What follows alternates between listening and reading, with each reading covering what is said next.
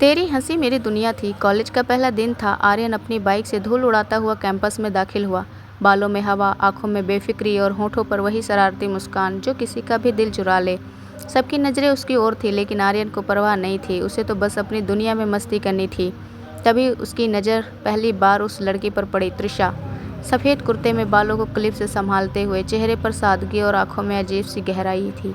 वो लाइब्रेरी के बाहर खड़ी थी, हाथ में किताबें और चेहरे पर हल्की सी नाराज़गी, क्योंकि सामने कोई लड़का मस्ती कर रहा था और वो था आर्यन। उससे मुस्कुराते हुए कहा, मैम, अगर आप इतना गुस्सा करेंगी तो किताबें जल जाएंगी। तृषा ने तिरछी नज़र से देखा और बोली, अगर तुम फिर से मजाक करोगे तो मैं रिपोर्ट कर दूंगी। आर्यन हंसते हुए बोला, रिपोर्ट कर दो, पर दिल का क्या करोगी जो पहले चोरी हो गया। तृषा गुस्से में चली गई, पर आर्यन की हंसी उसके पीछे गूंजती रही। अगले दिन क्लास में दोनों आमने सामने बैठे। आर्यन ने पीछे से पेपर फेंक कर लिखा, गुस्से में और भी प्यारी लगती हो। तृषा ने पलटकर कहा, फालतू बातें बंद करो। लेकिन उसके चेहरे पर हल्की मुस्कान थी, और यहीं से शुरू हुई उनकी तकरार, जो धीरे धीरे दोस्ती और फिर मोहब्बत में बदल गई। दिन बीतते गए और कैंपस में आर्यन तृषा की जोड़ी मशहूर हो गई। कैंटीन में साथ बैठना, लाइब्रेरी में चोरी छिपे बातें करना, ग्रुप प्रोजेक्ट्स के बहाने टाइम बिताना, सब कुछ जैसे किसी फिल्म की कहानी बन गया। आर्यन हमेशा मजाक में कहता, तृषा, अगर तू ना होती तो कॉलेज इतना बोरिंग होता कि मैं सो जाता। तृषा मुस्कुरा देती और कहती, और अगर तू ज़्यादा बोलता रहा तो मैं सच में तुझे सुला दूंगी। दोनों का रिश्ता इतना मज़ेदार था, उतना ही सच्चा भी।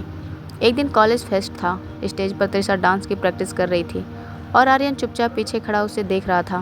पहली बार आर्यन को एहसास हुआ कि उसकी हंसी से ज़्यादा खूबसूरत इस दुनिया में कुछ नहीं। उसी रात उसने उसे मैसेज किया, तेरे डांस से ज़्यादा प्यारी तो तेरी वो झुंझलाहट है जब मैं तुझे परेशान करता हूँ। तृषा ने जवाब दिया, परेशान करने की आदत छोड़ दो, वरना मैं चली जाऊँगी। आर्यन बोला, अगर तू चली गई तो मेरी दुनिया ख़त्म हो जाएगी। तृषा ने हंसते हुए रिप्लाई किया, ड्रामेबाज। पर उस हंसी के पीछे भी एक एहसास छिपा था। धीरे धीरे उनका रिश्ता गहराता गया। आर्यन उसे रोज़ कॉलेज छोड़ने आता, कभी कॉफ़ी, कभी गुलाब, कभी छोटी सी चॉकलेट लेकर। तृषा भी अब आर्यन की बातों में मुस्कुराहट ढूंढने लगी थी, पर जिंदगी को शायद उनकी हंसी रास नहीं आई। एक दिन क्लास के बीच में तृषा अचानक गिर पड़ी। सब लोग उसे अस्पताल ले गए। रिपोर्ट आई, ब्लड कैंसर। आर्यन की दुनिया जैसे रुक गई। वो वहीं आर्यन जो हर बात पर हंसता था अब चुप रहने लगा। उसने पढ़ाई छोड़ दी, हर दिन हॉस्पिटल में तृषा के साथ रहने लगा।